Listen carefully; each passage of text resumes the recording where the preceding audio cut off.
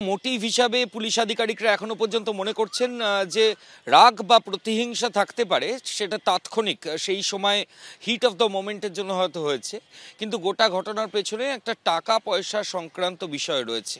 অর্থাৎ এই ভিকটিম যিনি 55 বছরের প্রৌঢ়া, তার নাম বেশ কিছু প্রপার্টি আছে, সোনা সেগুলো জোরহাট আসাম সেখানকার ব্যাংক লকারে রয়েছে, কিছু টাকা পয়সাও রয়েছে।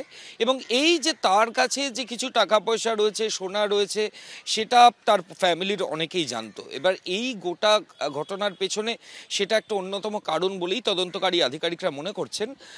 আরও বেশ কয়েকজন উইটনেসের সঙ্গে তারা কথা বলবেন। এবার ঘটনাক্রমটা বলি, রবিবার দিন বিকেল 4টে থেকে 5টার মধ্যেই 55 বছরের প্রৌঢ়াকে খুন করা হয় এবং মাথা দেয়ালের মধ্যে বারবার করে ঠুকে দেওয়া হয়। মাথার মধ্যে হেমাটোমা ছিল, কিন্তু শরীরের আর কোনো জায়গায় কোনো ইনজুরি মার্ক পাওয়া যায়নি, গলাতেও কোনো ফাঁসের চিহ্ন ছিল না। মাথায় আঘাতের জেরেই ওই মহিলা 55 বছরের প্রৌঢ়া তিনি অচেতন হয়ে পড়েন। পরবর্তী ক্ষেত্রে তার মৃত্যু হয়। তার মৃত্যুর পর রবিবার থেকে মঙ্গলবার সকাল পর্যন্ত মধ্যমগ্রামের ওই ভাড়া বাড়িতেই কিন্তু দেহ রেখে দিয়েছিল এই দুজন মহিলা। শুধু তাই নয়, ওই প্রৌঢ়াকে রোববার বিকেলে খুনের পর সোমবার রাতে প্রৌঢ়ার দেহ তারা ট্রলি ব্যাগের মধ্যে ভরতে যায়। যে সময় ভরতে অসুবিধা হওয়াতে গোড়ালির সামনে থেকে, অ্যাঙ্কেলের সামনে থেকে তারা ওই জায়গাটা অ্যাম্পিউট করে দেয়, কেটে দেয়, এবং সেটা একটা বটি দিয়ে করে, এরকম নৃশংস কাজ। এবং তারপর ওই মেয়ের মধ্যে যিনি রয়েছেন তিনি ওই বটিটা গিয়ে পাশের একটা পুকুরে ফেলে দিয়ে আসেন। যে সময় পায়ে এই অ্যাম্পিউট করার কাজ এই দুজন অভিযুক্ত করছেন, সেই সময় কিন্তু ওই প্রৌঢ়া মারা গেছেন।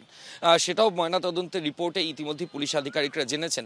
এবং তারপর ট্রলিতে ভরে পরের দিন সকালবেলা কুমারটুলি ঘাটে ট্যাক্সি করে, প্রথমে ভ্যান এবং পরবর্তী ক্ষেত্রে একটা ট্যাক্সি, সেই ট্যাক্সিতে করে আসা এবং ডিসপোজ করতে গিয়ে ধরা পড়া।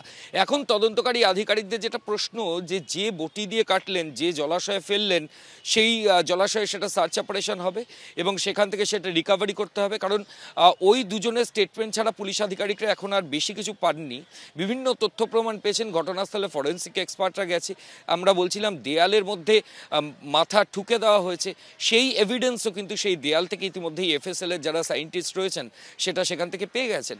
কাজেই তদন্তকারী আধিকারিকরা বলছেন বিভিন্ন সূত্র পেয়েছেন, টাকা পয়সার একটা অ্যাঙ্গেল সেটা কিন্তু ক্রমশই জোরালো হচ্ছে। অর্থাৎ তাৎক্ষণিক কোনো ঝামেলা সেটা হতে পারে, কিন্তু তার সঙ্গে টাকা পয়সা সংক্রান্ত একটা বিষয়ই কিন্তু এই প্রৌঢ়াকে নৃশংসভাবে খুন এবং তাকে তার দেহ লোপাটের যে চেষ্টা, এই ঘটনার পেছনে অন্যতম মোটিভ এখনো পর্যন্ত তদন্তে এমনটাই কলকাতা পুলিশ মনে করছে। মৃতার অ্যাকাউন্টে 3.5 লক্ষ টাকা ছিল এবং বউবাজারে সোনার দোকানে অর্ডার দেওয়া হয়েছিল গয়না, 50,000 টাকার সোনার গয়না অর্ডার দেওয়া হয়েছিল। বড় বাজার থেকেই দেহ লোপাটের জন্য বড় ট্রলিও কেনা হয়েছিল। তাহলে কি ঝগড়ার সময় রাগের বশে খুন, নাকি পরিকল্পনা মাফিক খুন করা হয়েছিল? এমনই একাধিক প্রশ্ন, যার উত্তর খোঁজার চেষ্টা করছে পুলিশ। এবং যে অস্ত্রের কথা ওই দুজন জানিয়েছে, অর্থাৎ খুনের অস্ত্র পুকুরে ফেলা হয়েছিল বলে জানিয়েছে ধৃতরা, এবার সেই অস্ত্রের খোঁজে ডুবুরি নামাচ্ছে পুলিশ।